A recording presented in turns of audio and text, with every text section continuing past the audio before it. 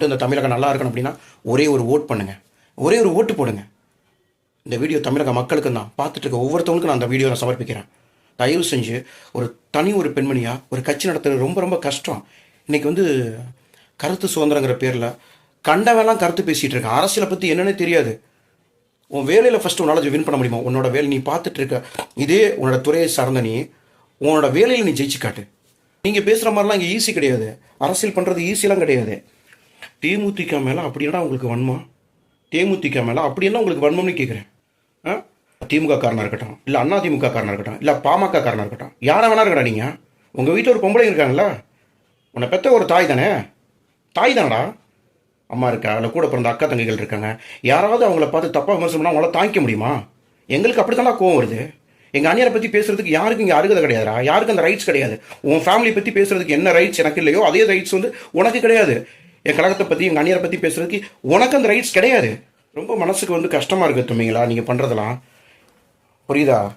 ஏன்னா எங்களுக்கே ஒரு கட்டத்தில் என்னடா இவ்வளோ கேவலமான மக்களாக இருக்காங்க அப்படிங்கிற மாதிரி தோணுது. இந்த மாதிரி போச்சு அப்படின்னா தமிழ்நாட்டை யாருனாலும் எந்த கட்சிக்காரன் வந்தாலும் எந்த கட்சிக்காரன் ஆட்சி அமைச்சாலும் சரி, எந்த கட்சிக்கு நீங்கள் விட்டா திமுக இல்லைனா அதிமுக, அந்த ரெண்டு கட்சிக்கு மாற்றி மாற்றின ஓட்டு போட்டு இந்த ஓட்டு போட்டு அந்த நாட்டை நாசமாக்கி சீரழிச்சு வச்சதே அவங்க கிடையாதுடா, நீங்கடா.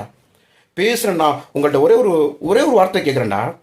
நீங்கள் பெட்டின்னு எங்கள் அந்நியாரையும் எங்கள் கட்சியும் தப்பாக பேசுகிறீங்க, பேரம் அப்படின்ட்டு பேசுகிற நாயை சமூக வலைதளம்டா.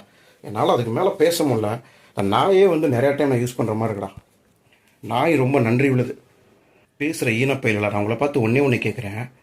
எங்கள் கட்சியை பற்றி பேசுகிற நீ ஓட்டுக்கு ஒரு 1000-2000 வாங்க மாட்டேன்னு உன் மனசாட்சி தொட்டு சொல்லு. உன்னால் சொல்ல முடியாது. ஓட்டை விற்கிற நாய் நீலாம் பேசக்கூடாது. 1000-2000 கொடுத்தா எவனுக்கு வேணா நீ ஓட்ட போடுவா. 2000 டிஎம்கே கொடுத்தா அவனுக்கு ஓட்ட போடுவா. 2000 சேர்த்து 4000 அண்ணா திமுக கொடுத்தா அவனுக்கு நீ ஓட்ட போடுவா. ஓட்டை விற்கிற நாய், விபச்சாரி நாய் நீ பேசக்கூடாது. மாமா வேலை பார்க்குற எந்த பரதேசி நாயும் நீ பேசக்கூடாது. ஓட்டுக்கு காசு வாங்கிட்டு தான் நீங்கள் ஓட்ட போடுறீங்க. ஓட்டுக்கு காசு, ஒரே ஒரு ஓட்டுக்கு நீங்கள் காசு வாங்கும்போது இவ்வளோ பெரிய கட்சி தொண்டர்கள் இருக்க எங்களோட இவ்வளோ பெரிய கழகம் நீங்கள் நினச்சிட்டு இருக்கீங்களா? ஒரு கட்சி நடத்துறது ஈஸி நினச்சிட்டு இருக்கீங்களா? உதாரணத்துக்கு வச்சுக்கோங்க, ஒரு 10 சீட் கொடுக்குறான்னு வச்சுக்கோங்க.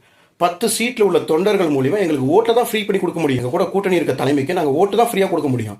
அங்கே இருக்கிற அந்த கிளையிலிருந்து, வார்டிலிருந்து, அந்த பகுதியிலிருந்து, அந்த மாவட்டம் வரைக்கும் யார் செலவு பண்ணுவா? உங்கள் அப்பா மட்டும் காசா?